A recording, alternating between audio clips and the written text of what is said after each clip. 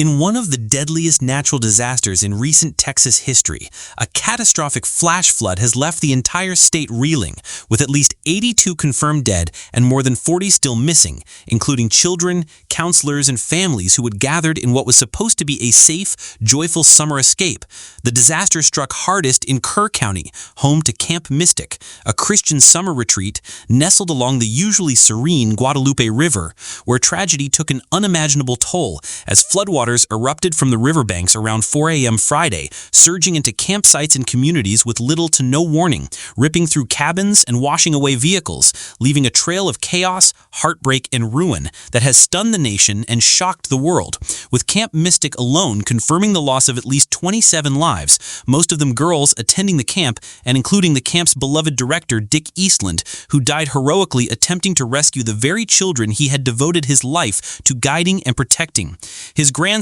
George, announced on social media that Eastland passed while trying to save the lives of the young campers he so loved and cared for, a sentiment that echoes across a devastated community now united in grief and desperate hope.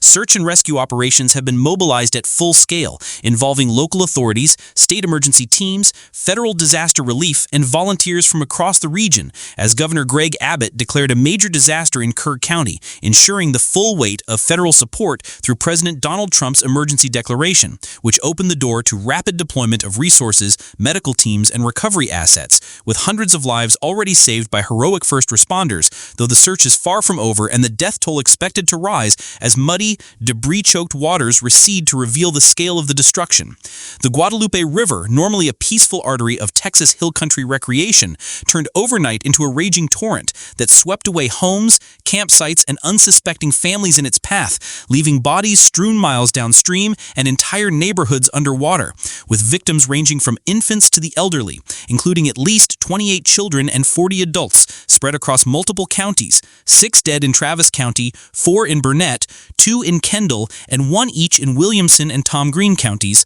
all while families are still awaiting news, clinging to the desperate hope that their loved ones are somehow still alive, as police now begin the grim task of collecting DNA from next of kin to identify the mounting number of unidentified victims, both adults and children, whose bodies lie in funeral homes awaiting confirmation, with Colonel Freeman Martin of the Texas Department of Public Safety promising fast-track DNA analysis using specialized equipment flown to the University of North Texas in Dallas to bring answers to families within hours, not days, in a race against both time and nature. As the sun rises on the debris-littered remains of communities like Kerrville, Ingram, Centerpoint, and others in the flood's path, the horror stories continue to mount, of parents clinging to trees with children swept from their arms, of school buses flipped by torrents, of emergency calls gone unanswered as entire towns were cut off in minutes, and of survivors who only escaped by smashing windows and scaling rooftops, now left traumatized and homeless, with nothing but soaked clothes and harrowing memories of the moments they thought they'd die.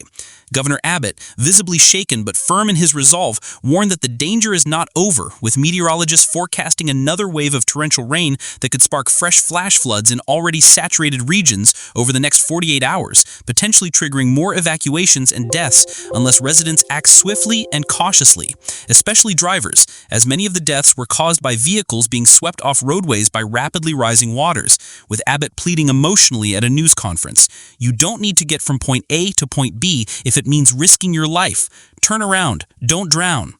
emphasizing that even shallow water can lift a car in seconds and drag it into fatal currents.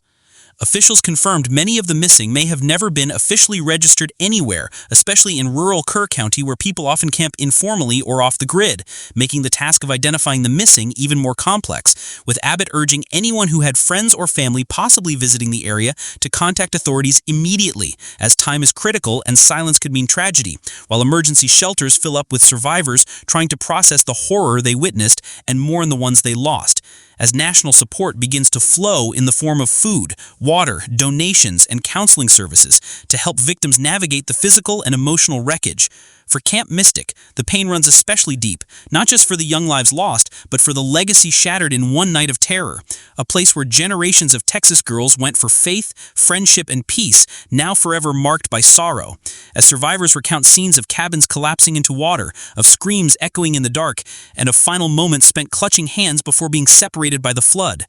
In social media posts, vigils, and community prayer groups, the names of the dead are being honored and remembered, while search teams continue combing riverbanks, woods, and rubble piles for any sign of the missing. Faces on posters, names shouted in desperation, and whispers of hope that somewhere, someone, held on long enough to be found alive.